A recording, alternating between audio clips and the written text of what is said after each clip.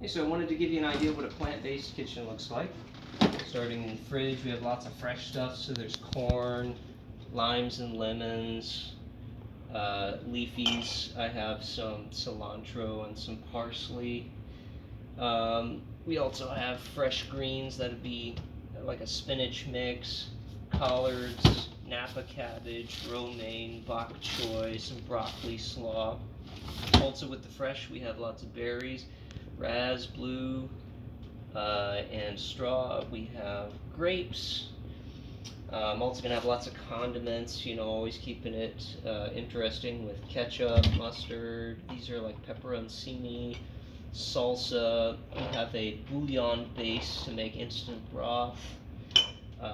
More condiments, some homemade things like mayonnaise, some butter to use sparingly, not real butter, of course.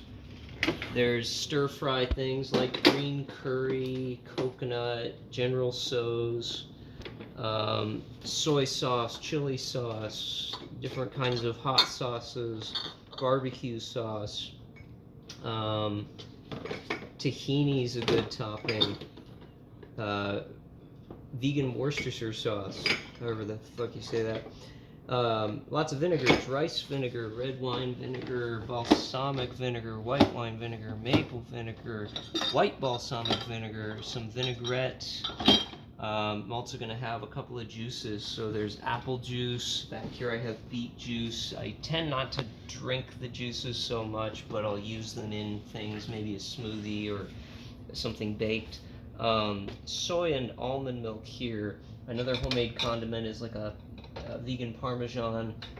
Some wheat germ to put on top of oatmeal. We have more freshies down here. There's cucumber, there's carrots, there's celery, there's bell peppers. Try to get all the colors in. They were out of yellows this week, but I got green, red, and orange. We have a couple more condiments in here. This, I think, is almond flour, some vegan cheese, some sesame seeds. And then we have more seeds here, which are chia and flax. Always get those omega-3s in. Up in the freezer I have mango, strawberry, blueberry. Ezekiel makes some great flourless products. It's good to have the whole intact grain, so it takes longer to digest. So they have tortillas. They also make bread, English muffins, which we'll use as buns.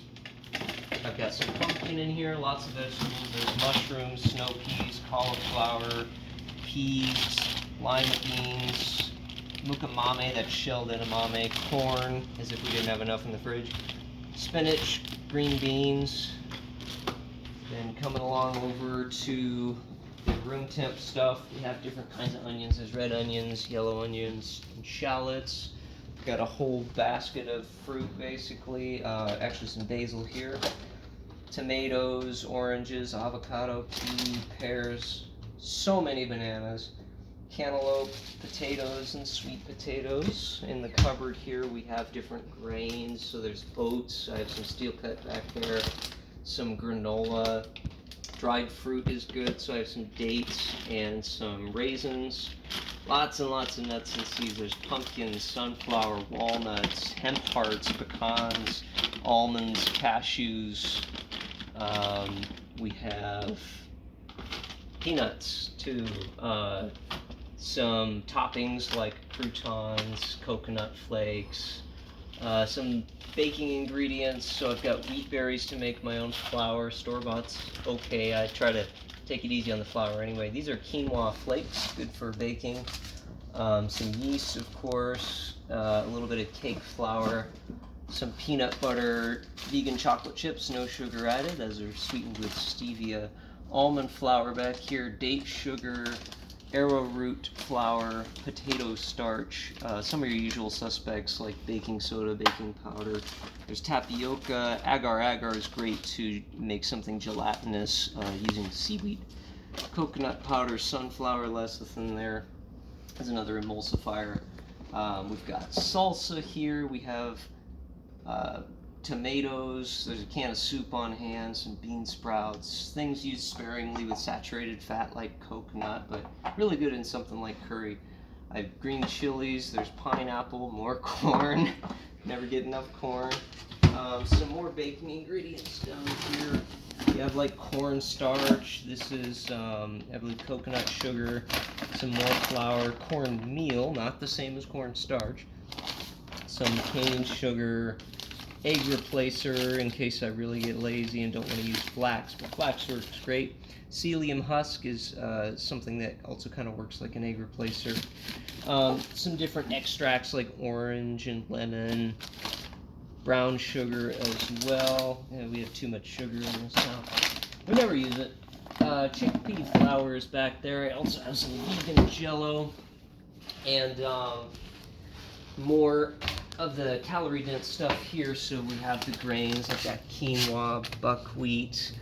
We have lasagna noodles. Back here are some more grains. I think there's buckwheat soba noodles. It looks like bulgur. We have barley, rice, usually wild is best, but also have some brown jasmine. That's one of my favorites for Asian dishes.